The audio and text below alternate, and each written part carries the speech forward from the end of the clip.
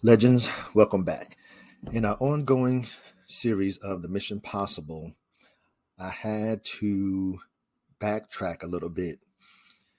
It took about 2 weeks to complete this MP due to the fact that it took a lot of personal insight and reflection, taking in all my years on this earth. Let's get into it. This is mindset and foundation. So we're going to cover the word that everybody seems to float around and throw around: execute or execution versus engage or engagement. Of course, we're going to just smidgen of growth mindset because we already discussed that in the previous MP. The recommended reading list, I was asked, where do I get my insight and everything from? I'm going to give that. Mindset, motivation, and inspirational speakers that I've harnessed their knowledge and mentorship over the last 30 years, give or take, or more. Cash flow quadrants, I'm just going to dive into that. My L7 version, of course, and then I'm going to leave you with something to ponder. Let's engage. All right, we're going to start with the growth mindset. Now, this goes with the word execute versus engage. And a lot of people ask me, why do I say engage instead of, okay, let's execute? To me, execute is the word. It's just not the correct term at all. Any and everyone can start something by executing. That's the issue I have with it. 99% always start, but that's as far as they get. They are never actually engaged. And why I say engaged is because it means you are locked in from the start until the finish and everywhere in between. And that's the way legends are. They start, do everything throughout. If it's 50 steps, they go through all 50 steps and then they're finished. Good example, if somebody will just say there's an alcoholic or they're going through a step program for drug rehab. If it's a 50-step program, they're going to have to go through all 50 steps to get to the end. They can start and then not complete it. That's why, to me, engage is the word. Now out there to Drip Gardner, I made a comment on one of his videos, and he's talking about Captain Picard from Star Trek. Yeah, I know that's what he always says when it's time to take off. But to me, it's being engaged, and it comes full circle because it's being engaged in whatever you do with your children. Because you can sit there in the house with your kids, but are you engaged with your kids? Is what it comes down to. Let's continue. The growth mindset describes a way of viewing your challenges and setbacks that come into your life or any type of obstacle. Now, the view is different for a growth mindset compared to a fixed mindset. For a growth mindset, the failure is an opportunity to learn. The challenges will help you grow. It's your efforts and attitude determine your abilities. And it's really, really giving your best. It's having the freedom to carry on. Now, in crypto, I had to definitely highlight that I've lost tens of thousands of dollars since 2017. But I'm not going to give up. I'm going to do my own research. I'm going to save up and then continue investing. For me to have given up, I would have never saw Ray's video from Bartertown Conglomerate about drip. It's just that simple. So execution versus engagement, no, it's totally engage. And that will be my word until I'm grounded to inspection side. And again, with the growth mindset, always be learning. I'm old. And that's one thing that me and my wife try to instill in our kids, is that to have a growth mindset. Always be willing to learn. I don't care, even at my age, I am always willing to learn. There's always something new. I don't want them to ever see me and their mom act like we know everything, because there is no way on this earth we could. When I was in the Air Force, I did HVAC, and through my 24 years in the Air Force, the HVAC field continuously changed. There was always a type of new compressor, all kind of new freon. It was always something new. And never get complacent. Just never settle. You just don't want to settle. You can always strive for more. Even like I said, even though I'm retired, I don't have to do drip because I don't need drip. But like I said, I would never want my kids to see me settle. Things like I say, things change daily, and so should you. Be flexible, not rigid, and never think that you know it all. New mindset, new results. Now we're going to do a little bit of review of my recommended reader list. I am a huge Rich Dad fan. Ever since the original book came out, Rich Dad, Poor Dad, I have every single book he has written. And I have read them multiple times, referred to them multiple times, given them to other Air Force members at certain times. Some of my airmen that I was supervising.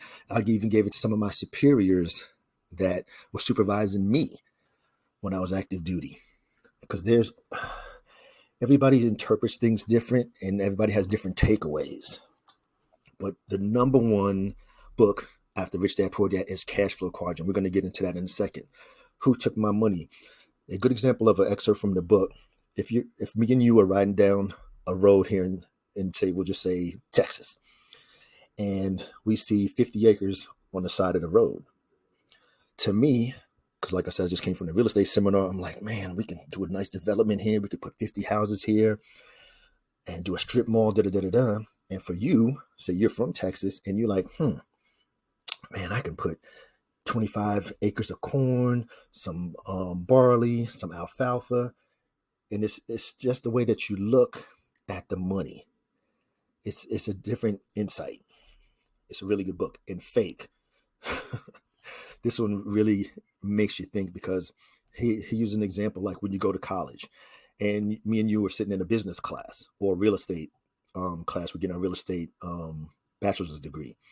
And we look at our professor and we ask the professor, have you ever owned a business? No. Do you own any real estate? Have you been a real estate investor? Do you do anything with real estate? No, I just teach it. Fake.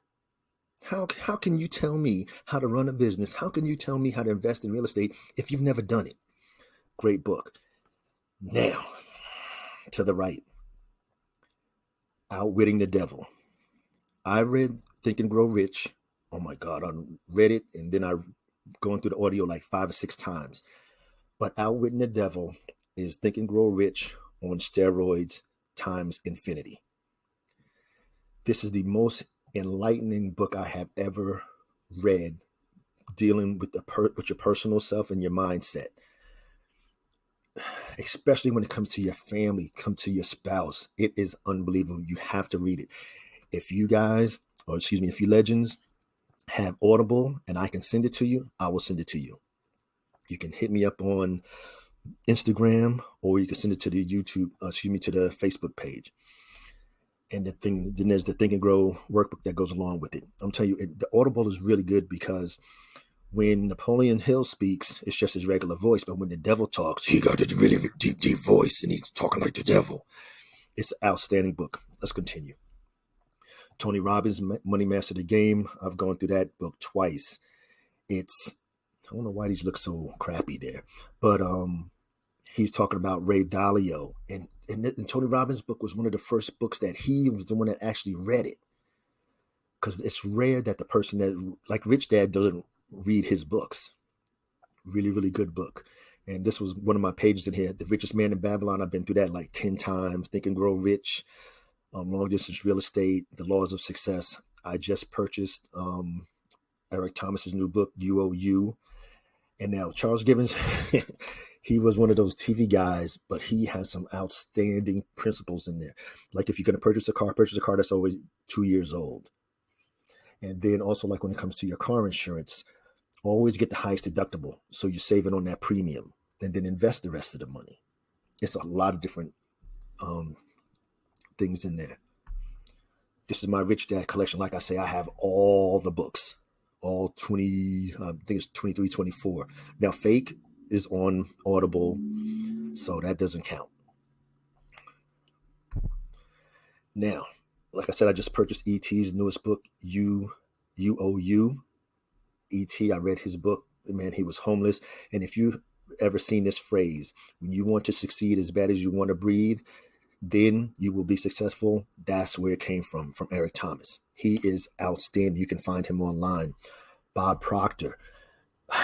If you need affirmations, being on the correct frequency with your business, with your mates, or your spouse, with your kids.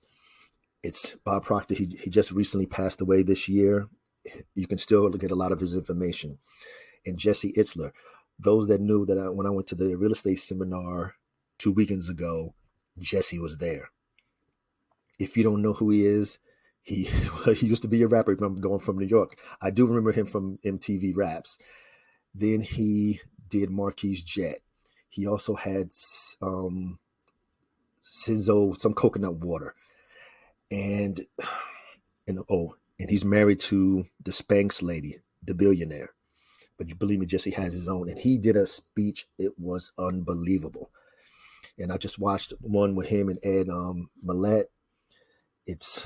There's really, really powerful people out there that really can help you to design your mindset. You can't take somebody else's mindset, but it makes you look at things different and see where you can always improve. And like I say, I'm constantly improving. Every day is my goal is to constantly improve. All right, now the cash flow quadrants. If you've read the cash flow quadrants by Robert Kiyosaki or Rich Dad, you have the E for employee, the S for self-employed, the B for business, of course, and I for investor. The goal is always to end up on the right side. No matter where you start, you want to end up on the right side. The E's had a job. I can never put somebody down. I was an E for 24 years in the Air Force. Boom. Self-employed here, a lawyer, a doctor, they have to work. If they don't go to work, they don't get paid until they cross over to become a business. Now, I own the doctor's office. I own the law firm, and I have other lawyers working for me. That's the difference. But if it's a self-employed doctor with just his one office, his ass is going to be there every day seeing patients, or he won't get paid. He cannot take a month off and get paid. It doesn't work like that. That's why the goal is always to be over here on the right side. And then I do a mentorship for one of my friends, and I tell them in the class, I'm like, well, if Bobby wanted to open up a credit repair agency here in say Dallas, that he would say, hey, Mike, I need you to find a building and I want you to invest $50,000 and you'll get 10% of the proceeds from that point on. This is Bobby as the B.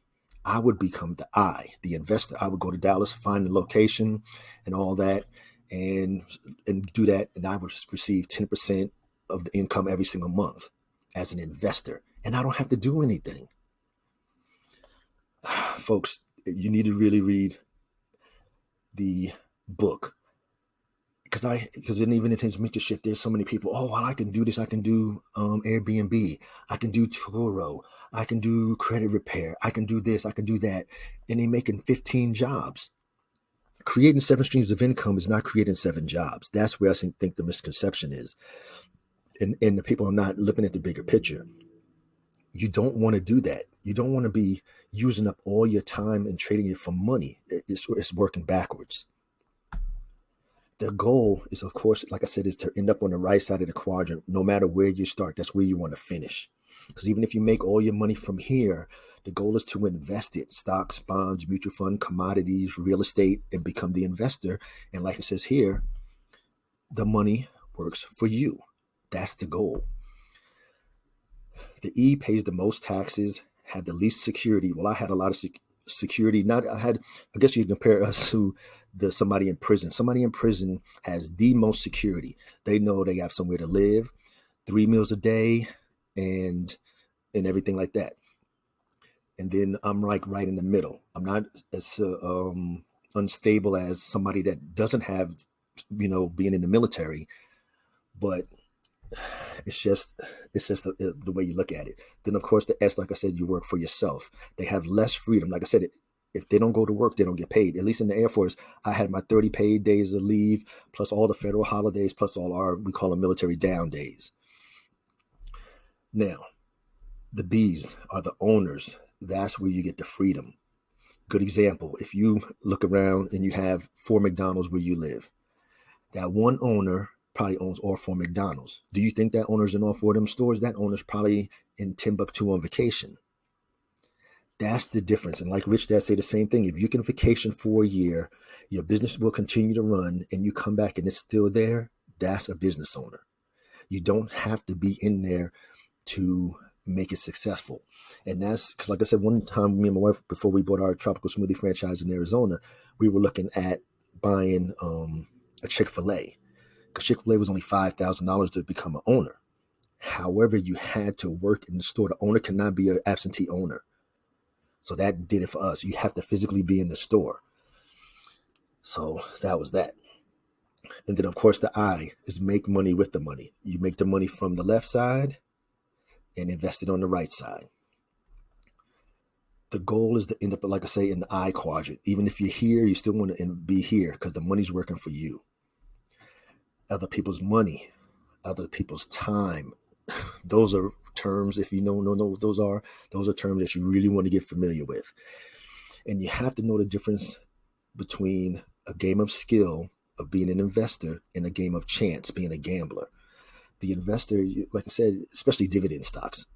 Everybody that knows me and my family and all my friends know I am huge on the dividend stocks. If I'm gonna own a stock, you're gonna pay me. I don't give a damn about owning Tesla just to say, "Ooh, I own Tesla." I don't care. It's not paying a dividend. I'd rather have O, which is the Realty Income Fund, and be earning a dividend. Let me continue before I start rambling. And like I say always, time is the most precious commodity on the planet. There is nothing on the planet more precious than time, because once it's gone, you cannot get it back. It's gone. And we have the opportunity to use drip in the animal farm to make passive income, which should be able to give you more family time. And M squared, E squared, you'll see that in a second. And I just want all my legends to ensure that you have the proper mindset. The goal is not to go out here and have 50 jobs and working 24 hours a day, or 18 hours a day. You go home and go to sleep, and you don't get to see the kids. You don't get to go see your daughter's doing her ballet or gymnastics. You don't get to see your son's sports game, or if your wife is having a function or something, or dinner party, whatever, you can't be there because you're always out here working and grinding and hustling. Life's not about a hustle all the time. It's about the M squared, E squared, making memories, enjoying experiences. Let's continue. Okay, this is the way my version of cash flow quadrant looks. It doesn't look like the one back here. This one, that's the newer version of cash flow quadrant. Mine is the old one because I had the original cover. And that's what it looked like. And like I said, and it takes a different mindset to operate from this side too. Some people are just so comfortable over here. They can spend their entire life, 65, 40, 50 years working, and retire at 65, 67, 72 years old being an employee. That was not it. I'll explain in a minute. Please add the book to your library, Audible or the paperback, whichever way is best for you to comprehend. Pass the book around, give it to your kids, especially if they're teenagers. The earlier you can get this kind of information, here it has Rich Dad, Smart Kid. Help your kids out. Help your kids become legendary like yourself. You already have some of the knowledge. You have to pass it on. For you to have the knowledge and don't pass it on, that's wrong. Just the same way with me being in drip since day one and having the knowledge and not creating the YouTube page and sharing what I know. That's just wrong. My goal is to help as many as I can. Okay, then here I'm talking about my Air Force, my 24 years in the Air Force. What happened in 2007. We were stationed, 2002. We got stationed in Arizona. I was going to retire at 20-year mark in 2007. And our goal was to buy a tropical smoothie cafe. If any of you legends are living in Florida or on the East Coast, y'all know exactly what tropical smoothie cafe is. And we opened up one there in Gilbert, Arizona. And our plan after that was to purchase the rights to Puerto Rico, where my wife is from, and own the entire island. All of them that would be ours. Just the same way that somebody owns Subway, and they own all the subways on the island. And the subway in San Juan, Puerto Rico is the #1 subway in the world. There's no other. Anyhow, that was the plan. But of course, things change. Being in the military, somebody decided we needed orders to go to Germany, and we moved from Arizona to Germany. So we sold our tropical smoothie cafe. Now we hadn't made all that profit in that amount of time, and we was like $375,000 in debt when we left to go to Germany. It was tough, but we did it. But me and my wife, we always had a goal from the beginning, and that was to retire early. So I retired at 44. My wife was 37. And what we did, we stuck to it, and we did what we were supposed to do. We still had our stocks, bonds, we had our mutual funds. We didn't have no crypto at that time. We had our commodities, gold and silver. And what I always told my airmen, I'm not going to say troops, is we use the quarter system, or like a football game. Especially being in the military, the fact that 20 years you can retire, every 5 years was a quarter. Anything past the 20-year mark or the fourth quarter was called overtime. Because when we decided to buy the tropical smoothie, I had taken there was a bonus of like $20,000, a $30,000 bonus back in 2002. So we took that bonus to use it to purchase the tropical smoothie cafe because it was a $10,000 franchise fee. So once I did that, I knew that I would have to go into overtime to make up for taking that bonus, because that messes with my retirement amount a little bit. So I did my 20 years plus 4 to make up for this. And that was fine. Because like I said, I would have stayed I did stay until they had, until Mike, you can't stay any longer. And you want to create the income streams that's going to help you get that time back. And since retirement, like I say, my typical day, I get up in the morning, I drop my son at school. He's in the 8th grade. I come back, pick up my wife. We go to the gym on base. We work out. If I have to run errands, go to the commissary, go to Walmart or whatever, I do that. Come home, play with my Doberman, do my MPs for my legends here right now, check on my other investments, whatever. My wife's doing the real estate stuff. And then in the afternoon, then I go pick up my son from school, and my wife goes pick up our grandbaby. And then we play with them when they get home. And that's my typical day. Life is good. I have not a worry in the world. Now, I'm aware of what's going on in the world, but that's a whole nother MP. So you have the opportunity with Drip and the Animal Farm to create income to help you buy back your time. That's the goal. Now, I'm going to leave you with something to ponder. Think about this in relations to time. For the most important person, it could be your spouse. If you're a single parent, it could be your kid. If you don't have any kids, it could be your parents or a single parent, whatever. But in relation to your people in your life, how often do you spend quality time with them? And Jesse Echo was the one that had brought this up. And he was saying how his dad had cancer and that he would only see his dad once a year.